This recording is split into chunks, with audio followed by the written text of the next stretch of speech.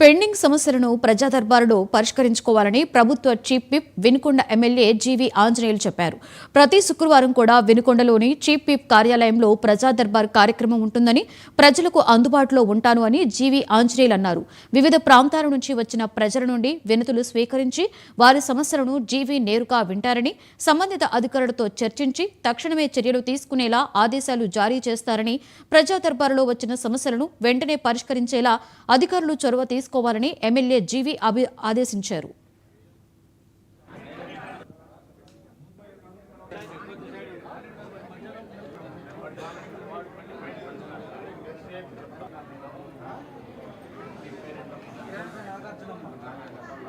ప్రజా దర్బార్ కార్యక్రమాన్ని తిరుపతి వెంకటేశ్వర స్వామి యొక్క ఆశీస్సులు తీసుకొని వచ్చి ప్రజా దర్బారు ప్రారంభిస్తున్నాం.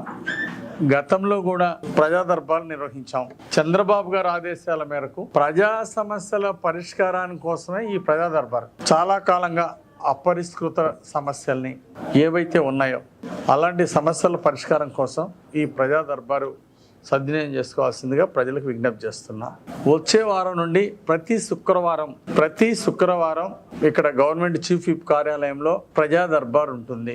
ప్రజలు ఈ అవకాశాన్ని సద్వినియోగం చేసుకోవాల్సిందిగా నేను ప్రజలకు విజ్ఞప్తి చేస్తున్నా. ఈ కార్యక్రమంలో పాల్గొన్నటువంటి పెద్దలకి, మీడియా మిత్రులకి అందరికీ పేరు పేరున హృదయపూర్వక నమస్కారం. ఈరోజు ప్రజా దర్బార్ సమస్యలను పరిష్కరించడానికి అధికారులు బాధ్యత తీసుకొని ప్రజలు సంతోషపడే విధంగా పనులు చేయాలని అధికారులకు కూడా నేను విజ్ఞప్తి చేయడం జరిగింది. అలాగే కలెక్టర్ గారు ప్రభుత్వ యంత్రాంగాన్ని కూడా ప్రజా సమస్యలు పరిష్కరించడంలో ప్రభుత్వ అధికారులందరూ ముందుండే విధంగా చర్యలు తీసుకోమని కలెక్టర్ గారిని కోరటం జరిగింది. ప్రజా సమస్యల పరిష్కారమే మా ఎజెండా. చంద్రబాబు గారు అప్పచెప్పినటువంటి ఈ బాధ్యత రాష్ట్ర వ్యాప్తంగా 175 నియోజకవర్గాల్లో జరుగుతూ ఉంది ప్రజా దర్బార్.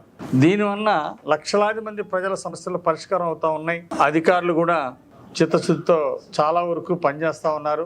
ఎవరైతే కొంతమంది అధికారులు బాధ్యతారహితంగా వ్యవహరిస్తున్నారో, ప్రజా సమస్యల్ని, ప్రజా దర్బార్ నుండి వచ్చినటువంటి సమస్యల్ని పెడచెవిని పెట్టినటువంటి అధికారుల మీద కూడా చర్య తీసుకుంటాం.